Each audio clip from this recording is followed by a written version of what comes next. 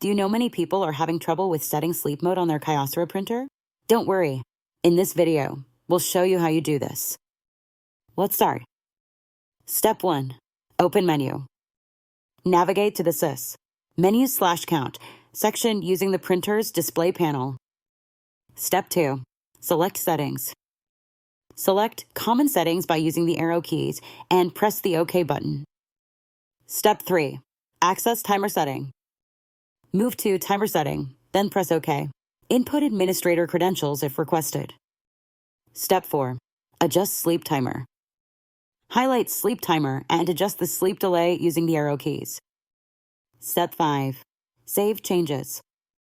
Press OK to save. The screen will confirm with completed. Now you can easily manage your printer's sleep settings. Still need help? Visit our website for the complete manual. There you will also find questions and answers from other Kyocera users. Did you find this video helpful?